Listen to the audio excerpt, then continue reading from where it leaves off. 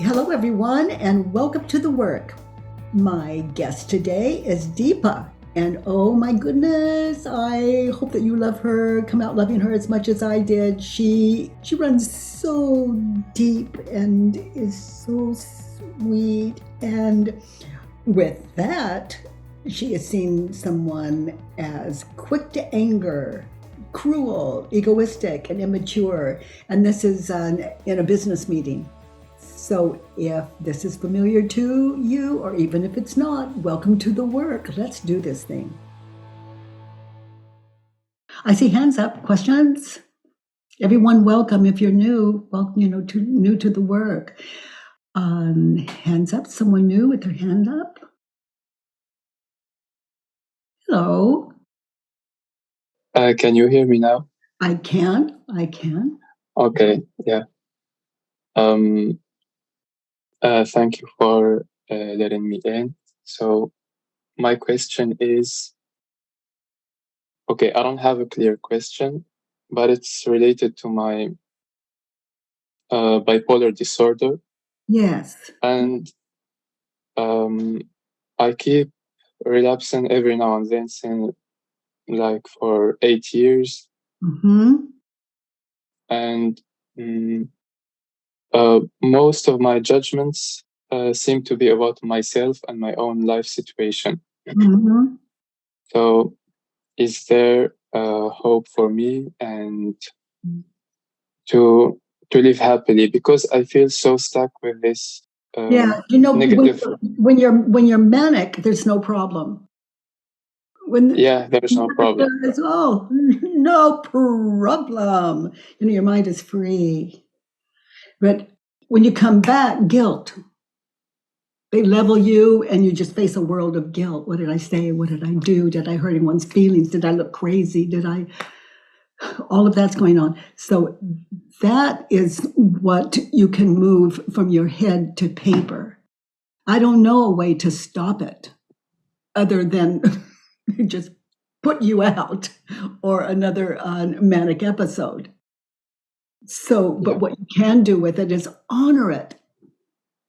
Come back into this world, you're back. And it feels like hell, embarrassment, all of that, hopelessness. Yeah, it's mostly dissatisfaction with my life situation. Again? I think it's mostly the great dissatisfaction with my life situation and feeling like a failure. And yeah. So you're a failure, is it true? Mm-hmm. So just ponder that.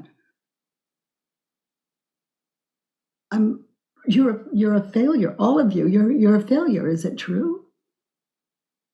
Get still, because the ego's going to want to answer that question. But no, drop in deeper. There's a level in you that, if you just get still, you're a failure. Is it true? There's an answer waiting to be discovered in you. And give it time. You've believed I'm a failure. How often? How long? So give this equal time. You're a failure. Is it true?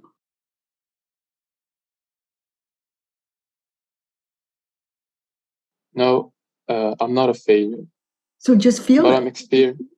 Okay. Just feel it. It's just not true for you, I hear.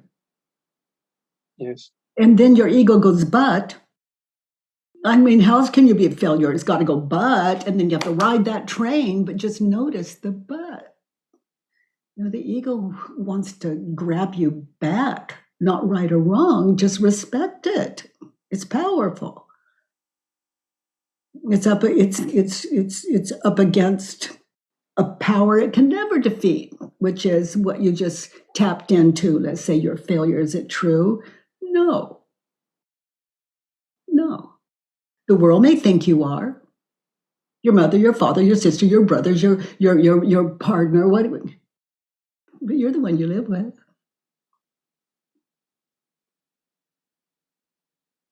Notice how you react. What happens to your life when you think the thought, I'm a failure? I feel miserable and I stop doing anything. I feel hopeless about the future. Mm, Yeah, Yeah. Hell. yeah. Hell. Okay. So be there now. Would you be without the thought? Imagine that situation, that life of yours without the thought, I'm a failure. It's not true. It's not true for you. You just saw that. So who would you be without the ego's attempt of proving you're a failure? That's its job. The ego's just going to do that. That's its job. But in reality, you're not a failure, I hear from you. And if you're not Yes, into wishful thinking, if you're all into the real deal, then that's where you stand. Not to be right, but just because it's true, so it's already right. It's nothing you have to defend. If someone says, Byron Katie, you're a failure, I go, I'm gonna look at that again and tell me why you might say that. And it doesn't matter what they say. In my world, I'm not. In their world, I may be. okay. Got it? I'm a Yeah, failure. that I'm a, last one, yeah. yeah. In their world, the whole world could say I'm a failure, but I'm the one I wake up with and live with and go to sleep with and wake up with. I'm a failure turned around. I'm a success. What do you do? And what do you do well? Meaning, I got out of bed this morning. I did that. I didn't trip. I didn't fall. And for me, that would have been okay too. My job is to fall when I fall. That's a success. I Yeah. don't argue with it. I get up if I can. I'm a Okay. success. An example, where are you a success? Um, I got out of a very severe depression, and Wow. um, although I still experience downs, it's no longer the same. Yeah. You know why I get excited when you say you had a serious depression? Yeah, Because I know what that is. Ooh, ooh, ooh, I know. yeah, It's what you were believing. Other than that, there's no way you can be depressed. yeah. What you think about you, others, yourself.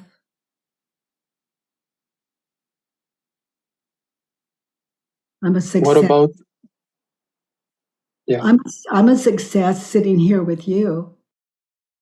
And I don't know what you think or believe about me, but I am so connected and so admiring you just for raising your hand and what you've shared with us. That's exceptional. Your success as our teacher today, that even in deep depressions, we can find our way through it.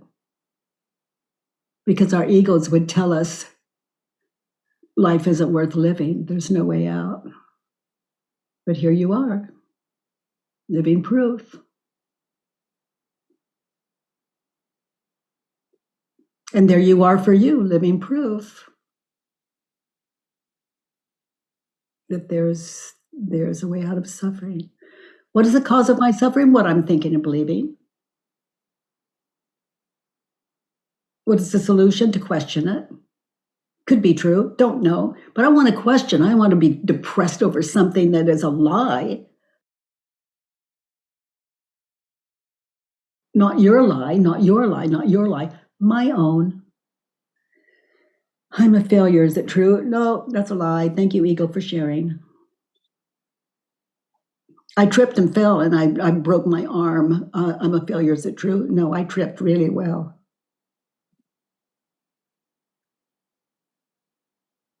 I'm good at it. Yeah. Honey, thank you for showing up for all of us. Thank you. Thank you. Thank you a lot. You're welcome. Yeah. And sitting later, as you sit in it where you a success, it's really important that you own it just as strongly as owning I'm a failure. Same measure, same level. You owe it. That's balance. Thank you, honey. Thank you. Okay, so Deepa, you have a judge and neighbor worksheet filled in? Hi, Katie. Yes, I have. So how do you say your name? Deepa? Deepa? Deepa. Yes. Deepa. Beautiful. Deep. Deepavali. Deepa. Okay, precious. So those of you new to the work, on Judge Your Neighbor worksheet, there's 6 questions on it. So what did you write for number 1? So this is a work situation, and I have written, I'm exasperated with them, which is my co-workers, because they do not do their inner work and offload on me. Okay. So they offload on you. Yeah. Is it true?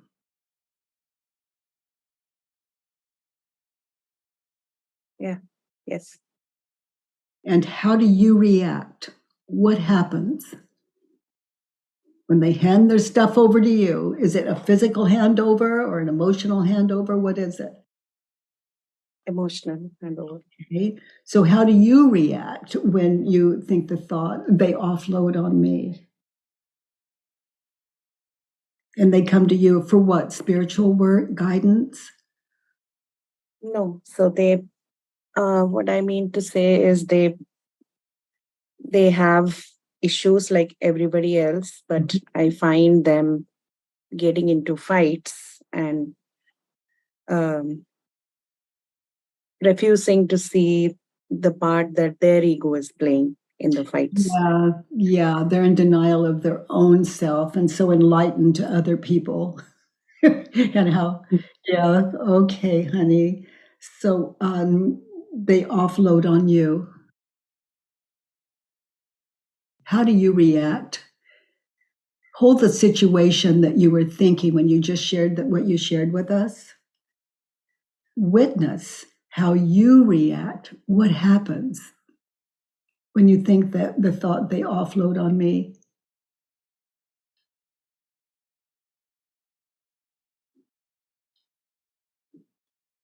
They don't do their inner work. They're offloading on me.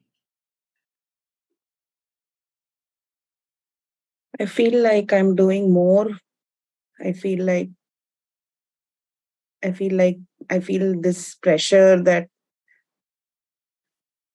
I'm always vacillating and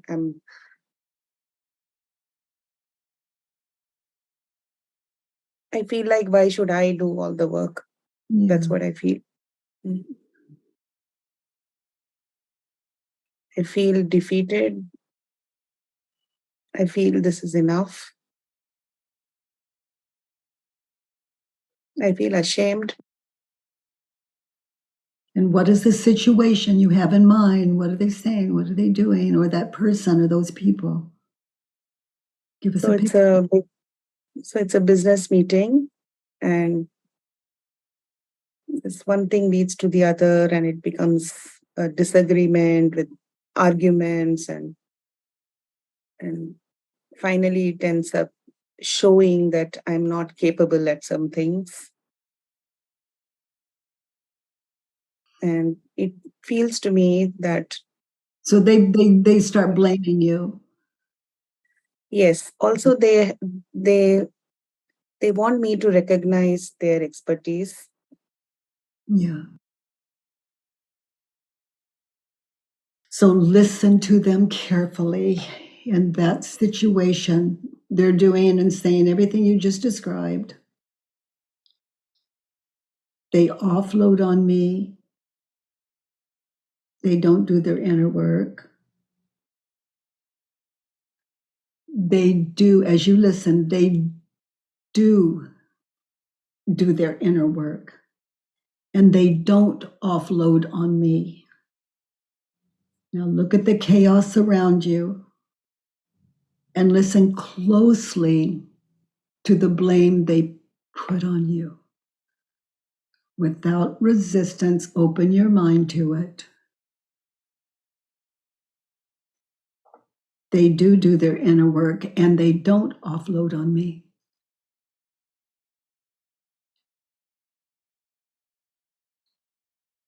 Listen to the criticism, take it in. Listen to the blame, take it in. Use your inner work to get still, to be there now, to listen. Look at their defense, look at their fears, look at them.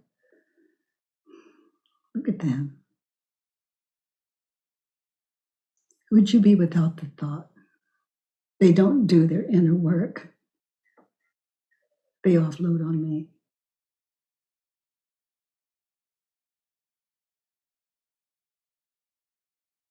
I can see they have exercised constraint and not brought up this particular issue so far. And something has pushed them to do it.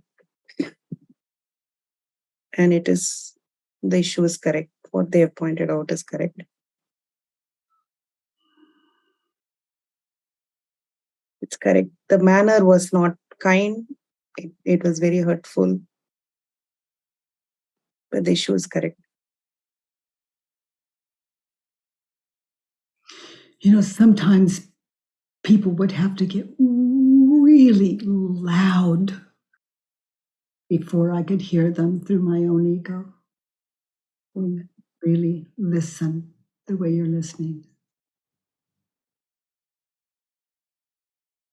Any defense in me, any lack of open-mindedness keeps me small. Meaning,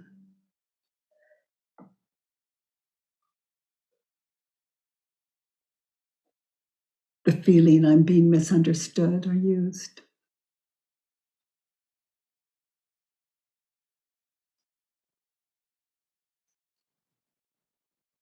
As opposed to grown and nurtured. That was a very hard case. Yes. Yes, I was not hearing it before.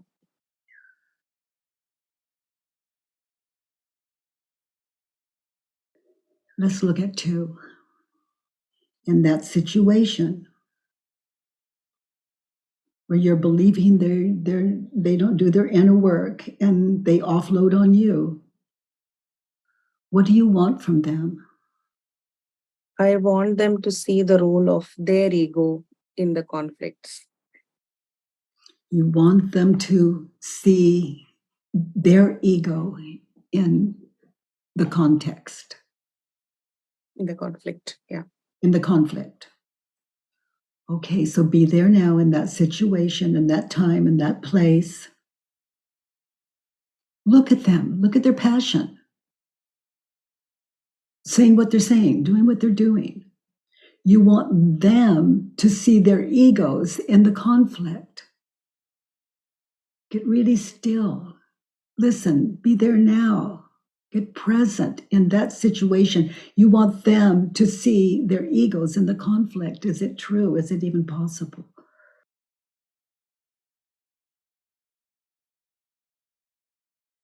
And now that your mind's so open, listen to all the information. You want them to see their egos in the conflict. Is it true?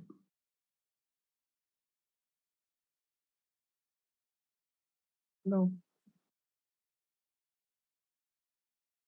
And how do you react? Notice how you react.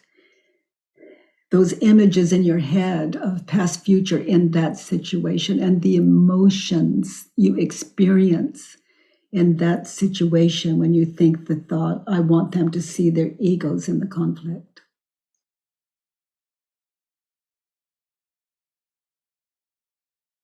Yeah, I feel like I know better. And notice, sweetheart, how you go deaf and dumb. Deaf and blind.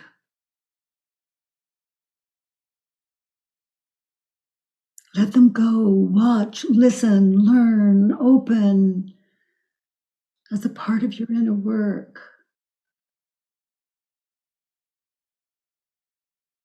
And notice how familiar, how old it is. This defense, this deafness.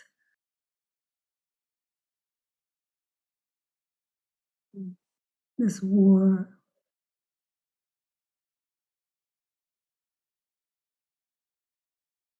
Yeah. War with the world. It's exhausting. So gently turn it around. I want them to see their egos in the conflict. Just gentle, honey, sitting in the love of your life, yourself, gentle, giving you what you want them to give you. Gently turn around. I want them to see their egos in the conflict and live this turnaround, be there now. I want me to see my ego in this inner conflict, this conflict. Yes. Yes, So, I can see my ego and my insecurity. so what is your preference? That they see their egos in the conflict, or that you see your ego in the conflict? It's more convenient if they see. Much so. I love the self-help. We it takes that term to a whole new level. Yeah. But there's more growth when I see it. Yeah. Yeah. And be there until you experience a kind of gratitude for what they're teaching you in that situation. As you sit in your own inner work and their presence and resist offloading on them.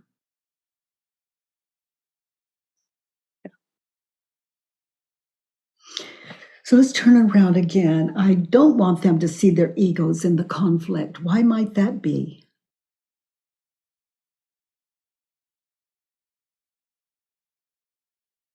Because that's what's pushing their expertise.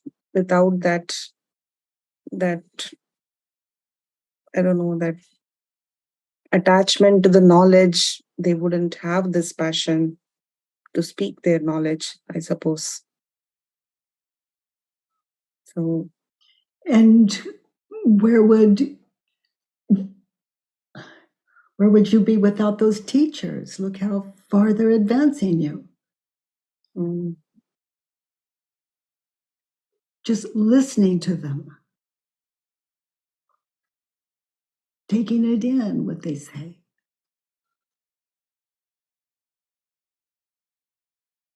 I don't want them to see their egos in the conflict. I want them to be who they are. It's like those people grow us.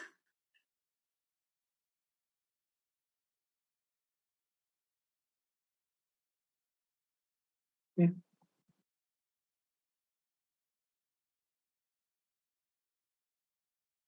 Yeah, I was carrying a lot of insecurity inside. It just came out. That's all happened. Yeah. Very good.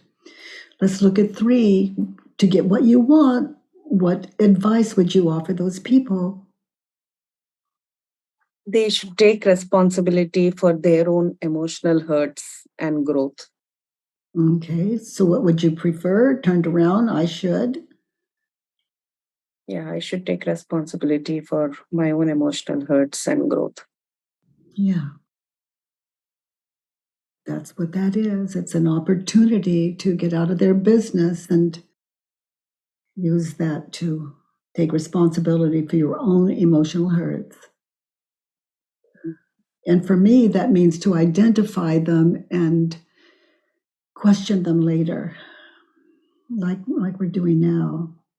And in the absence of that, those truth we find in inquiry, it's like we can take giant leaps when we're looking for growth. Like if someone says, Byron, Katie, I hate you. I just, oh my gosh, now there's a teacher. Okay, tell me why. Why specifically do you hate me? Because they have information I could be blind to. And if I have any lack of self-worth, they're holding the key to that. Listen closely. Listen closely. We think we're in the business world. We're not. There's nothing that is not set up as a spiritual practice. Anything that causes suffering, any situation that causes suffering, it doesn't matter how great the thing we're doing, any suffering holds us back from doing what we're here to do in this earth school. So this is a way of seeing in what we're doing here. It's like the positive is positive, good. And the negative is positive, good. So there's nothing negative. Anything negative is a lack of understanding on my part, not their part. These are teachers.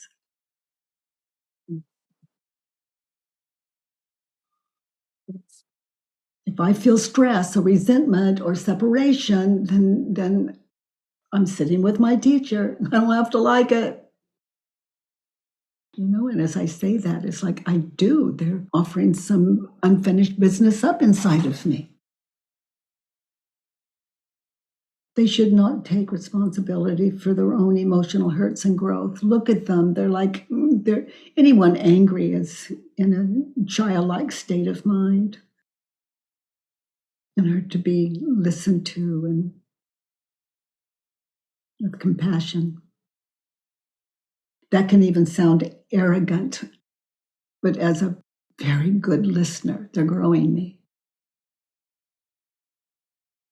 Let's look at 4. In that situation, what do you need to be happy? What do you need them to think, say, feel, or do for you to be happy?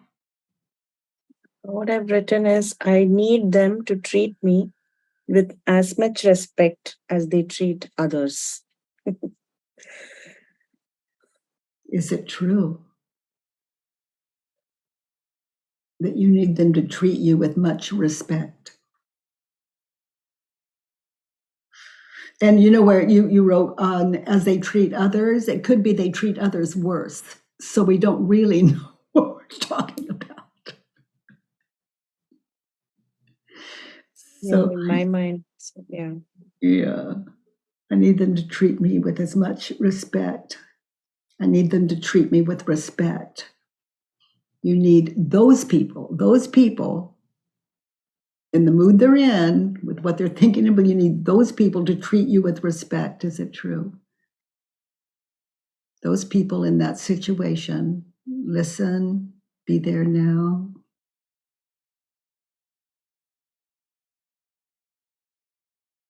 No, they can't. No.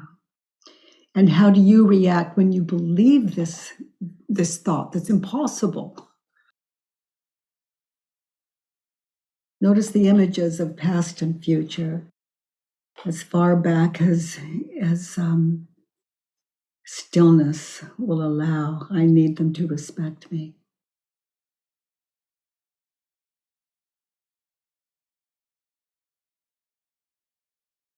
You can see why it's difficult for them to respect me. Oh, wow. Wow. I need them to treat me with respect. Turned around. To be happy, I need me to. Treat them with respect. Okay, so now get still. Close your eyes. Be there now and listen. To be happy, I need to treat them with respect. And that doesn't necessarily mean you need to say anything or do anything. And maybe it does involve that. But to be in yourself, I need me to treat them with respect. Open your mind, listen. This is about your happiness. Yeah, they are hurt themselves. That's why they're acting out. Yeah, and frightened is another word for hurt. Yeah. So I'm treating them as if they're doing something out of malice or bad intent, but they are just as scared as me.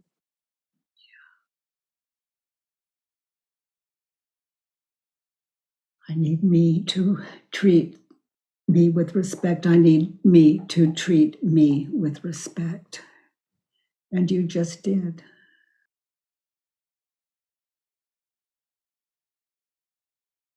Yeah. And you wrote, I need them to treat me with as much respect as they treat others. It could be that they're being just mildly, seemingly disrespectful when you compare, if you were to compare the way they treated someone in their family or at home or. Yeah. I know that to be true. Yes. Yeah. I was treated better. Yeah. So let's look at 5. In that situation, those people are. I've written there quick to anger, cruel, egoistic, and immature. Okay.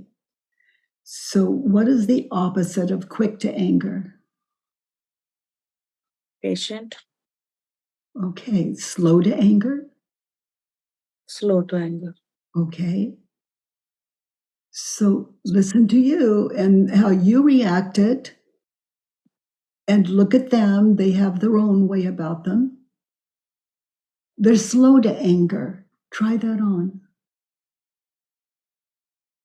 What do you They are see? slow to anger. What do you see when you look at them through that lens? You look at you and what you're saying and doing or your attitude, and then you look, they are slow to anger. Does anything fit there? Yes. It was resentment which had built up. Okay. And I was not hearing it. Good to and it know. came out as a volcano. Good to know. So yeah, it came out after a long time. Yeah. Yeah. Yeah. You're getting a glimpse of their life with you. They're slow to anger. Their life with you Yeah. sometimes. You could be 99% and like just so understanding and mild, and that little 1%, it builds up over time. It's not a little thing. That the resentment, they're slow to anger. They're cruel. They're cruel. Turned around. They're kind. So be there in that situation. Yes. Try it on. They're kind. What do you see? They're kind to speak the truth, which was needed. They were Egoistic. kind to speak their truth. Yeah. Yeah. Egoistic. The opposite of egoistic. Humble. humble, honest, humble. humble. Yeah, I did hear them say I could be probably wrong, Yeah, but this is what I feel, or this is what my experience is. yeah. So they did allow leeway for them to be wrong. Mhm. My goodness, you have so much to share. So much to share that may just spill out of your just natural way of discussion and being with. It's just, what I love about self-inquiry is we're left as different identities. Like walking into a room and experiencing the same thing and just being a student, a grateful student. And that's a whole different you, which is what I'm witnessing now. It's just waking up to reality, waking up to ourselves, isn't it? Mm. Yes. Kind of mature, turned around in that situation I am. I am immature. I am quick to anger, cruel, and egoistic. Yeah. They're mature, they're mature. They are mature. Okay. Yeah, try that They on. are mature. They are mature.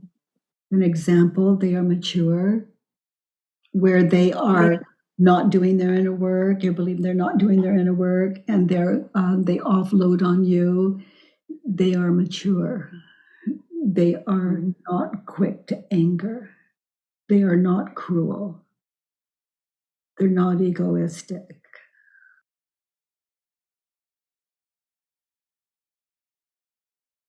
Yeah. They're mature. And we're seeing through you the inner work. Coworkers don't do their inner work, and they offload on me some inner work for you to be happy, some inner work for you, and so you don't have to offload on them, even if it's a silent offloading. It's not just a silent offloading. It costs you this magnificent present we're all witnessing here in you today. This open-minded humility. So beautiful. Let's look at 6. If you do it on your those of you, you do it on the people that you work with every day, it'll shift your family life as well. My children don't do their inner work. They offload on me. I want them to see, I want them to see their egos or the conflict. I need them to treat me with respect, the way they would treat the kids they really like. And they're quick to anger. You see, it's not just at work. And if you're doing a worksheet on the people in your family, it'll affect your work lives, your business life. These things hold us back.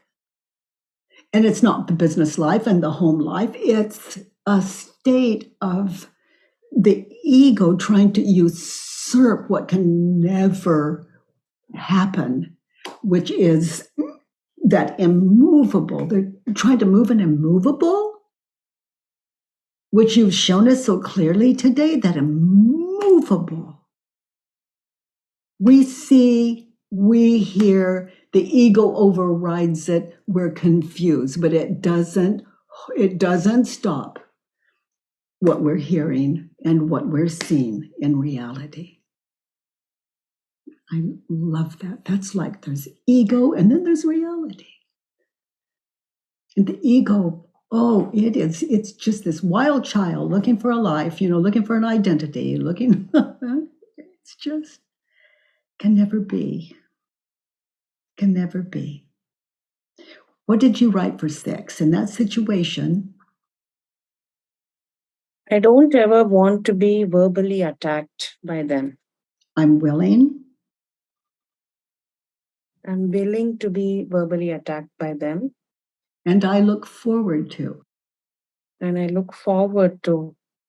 Could I'm happen. not, Could happen. how will I look forward to that? I look forward to being verbally attacked by them.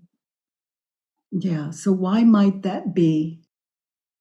Why might that be?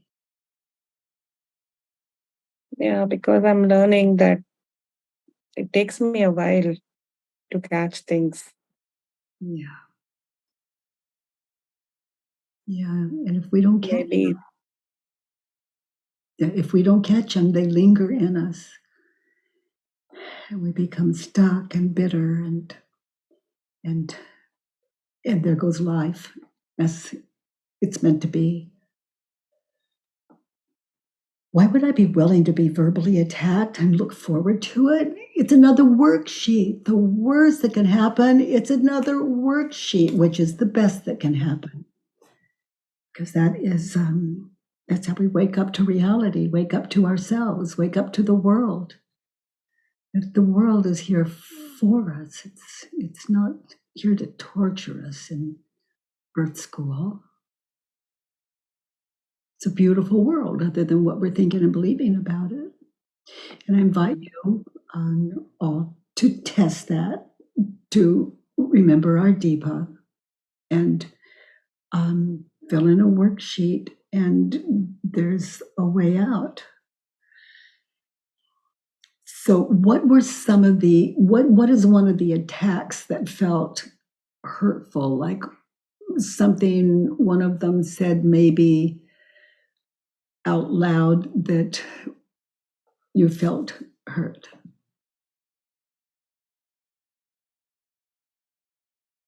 that you've not grown our brand enough. That you're not what? You have not done the job of growing the brand. Okay. I've not done my job. Yeah. So can you see any truth to that? Yes, absolutely. Yeah. Yes. So what? It hurt more because I already knew it. Very good. Yeah. Yeah. We just want them to know it, even though. Yeah. Yeah. No, yeah. Yeah. Yeah. I already knew it. So you can you get a taste and a flavor of why criticism is so valuable. Any apparent criticism anyone puts on me grows me. It grows me. They see something in me that maybe I've missed. And how can I change it if I don't know it's there without their help? Thank you. Katie. Thank you, Deepa. Thank you. Oh, dears, what are your takeaways sitting with our teacher, Deepa, today? Campbell. Hi. Hi, Campbell. Hi. Thank you. Yeah. Thank you, Deepa. Thank you, Katie. My takeaway is I definitely have work to do. And so I appreciate being on the call today. And I'm new to this work. So thank you. Yeah. Honey, isn't it just so exciting to know there is a way of looking at ourselves that is so in depth? Yeah, it's there's part of my mind is wanting to, it's like not believing. It's like, oh really, there's a way out of this. So but I'm inspired by hearing what we've heard today. So it's like part of me is yes, I'm in, and part of me is like, this is total BS. Yeah. Just go eat a candy bar. Yeah. Yeah, and this, it's total BS. And what was I going to say about that? It really excited me. It's like, yeah, grab your BS and write it down and ask for questions and turn it around. Because that's what literally turned out to be on the paper, is just BS, ego BS, and it's so real for us. They hurt me.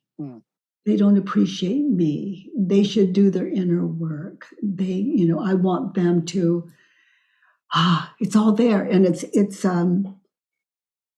and I respect the ego. When I say it's ego BS, it doesn't come from a lack of respect. I mean, anything that would be so powerful when think this is I. Mm. I want to know. Mm. I want to know. So it's like we're giving the ego its space and respectfully. Mm. So when I fill in a worksheet, the way we saw Deepa today, when I fill in a worksheet, I don't alter the ego. I'm in that situation, and I am identifying what I was thinking and believing then. And then my ego will say, oh, I don't need to write that down. I know better. No, thank you for sharing. Write it down. That's what I was thinking and believing then. Mm-hmm. Why would I write it down? Because that, as we saw from our teacher today, is the cause of my suffering in that situation. It can never be anyone or anything outside of me. So grab your BS and write it down. And BS, I don't even mean it disrespectfully. I respect the ego. It's a child, and it's to be respected. So that's what these worksheets are: moving it from our head to paper, giving it its due, giving it its chance, just to show me my mind is open. Thank you. Mm-hmm. And then welcome to the work. Thank you. Mm-hmm. Larry. Hi, Katie. Hi, Larry. I don't know how I got this from Deepa, but as she was speaking, I realized how much of my life is devoted to comparing myself to others, including Deepa's issue. Compared to my issue, Deepa's issue is trivial. And I see a lot of issues that way. And I saw that, and I just saw a whole life of comparison, actually. Yeah. I don't know. And again, I don't know exactly where that came from, but it was really like a pretty powerful revelation for me. Oh, so thank you, Deepa. Oh, and thank you for your open mind. When someone says, thank you, Byron, Katie, I follow the simple directions. I thank me and thank you. Yeah, that's quite something to treasure. It's something to treasure, what you just shared with us. Thank you. Barbara. Good morning, everybody. I came on the call feeling very sorry for myself because I had eye surgery 10 days ago. And I wasn't at all thinking I would be able to relate to Deepa, but it was all perfect. I realized how I felt as if my body betrayed me because I had to have eye surgery.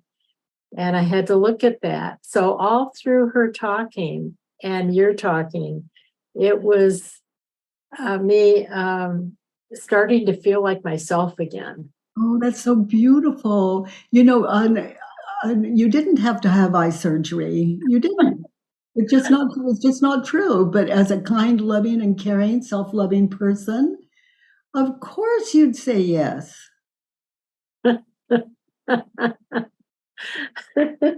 I'm not quite sure I understand. What do you mean? Well, I had eye surgery too, and in both eyes, and it's a disease where I lost eyesight. And I didn't have to have eye surgery. I could see. In the darkness, I can see. Like if you close your eyes right now and I say the word tree, you see one. Yeah. I closed my eyes, I could see my grandchildren.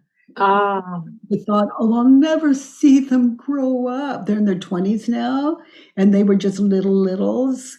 And I'll never get to see them grow up and have to laugh. It's just not true. I can see them I can see them little all my life, and I can imagine how they look, and it's all imagination.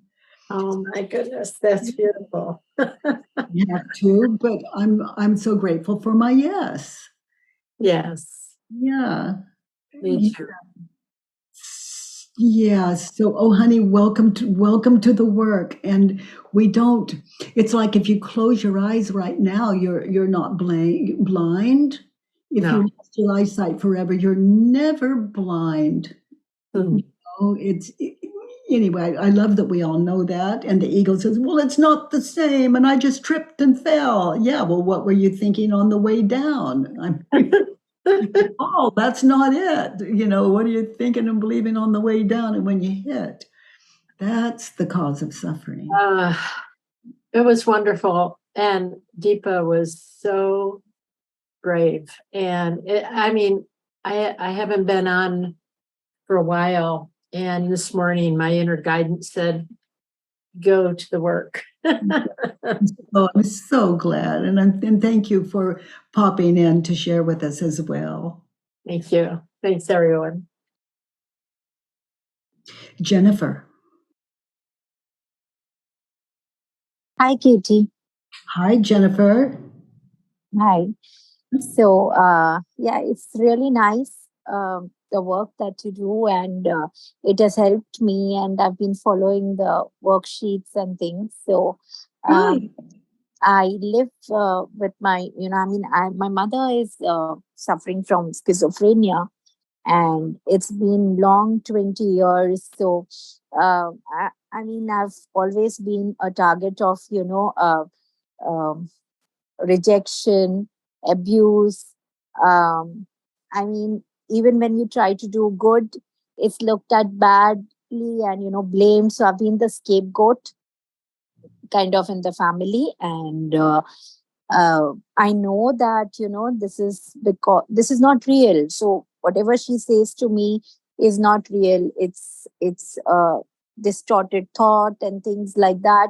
But let me tell you, when you're in the storm and you have all those triggers coming to you, and your buttons are pushed in all possible ways, just like when Deepa was like in that situation at work. So this is home. You can't escape your mother. You can't escape your family. You do your best. Still, it is right there, and so slowly I realized.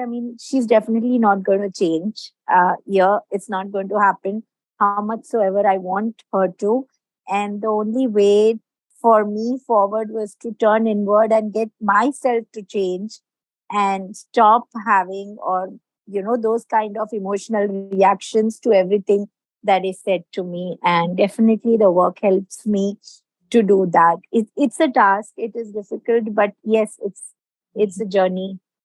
It's a journey. It's a Yes. journey, and what does your mother say to you, for example, that really feels like a knife in your heart? She says, like, because I've been the one in among all four of us trying to, make sure she gets her medical care. So I kind of am her enemy. So anything time that happens or when she's taken to the doctor, it's always like, oh, you're trying to kill me. It goes to that extent. You're trying to kill me. You are poisoning me. You're killing me, and you want to hurt me. And I know for a fact that I want to protect her. So it's like that. And Yeah. it's really really difficult because when you are trying to protect someone, the person says that you are hurting them. So it's Yeah. uh, it's it's hurtful.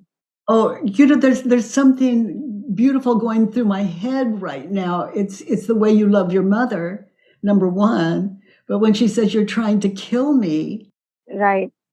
it's what was it I saw that was so lovely? Oh, for all you know, I'll say it differently. It's like she could be the woman that believes her daughter is trying to kill her. That's who you are taking care of. A woman that sees her daughter, that's not you, but she sees her daughter as someone trying to kill her. And that is who you're serving, potentially someone that kind of fear and terror.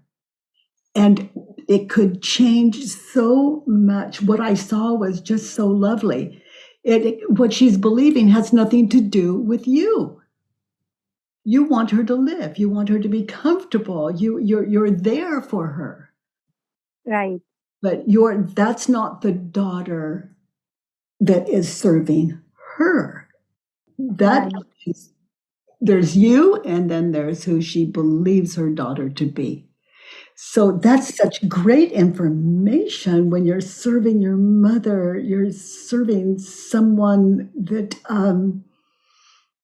Anyway, I think I've said enough. I just love that you know who you're serving and who your Right. mother is, Right.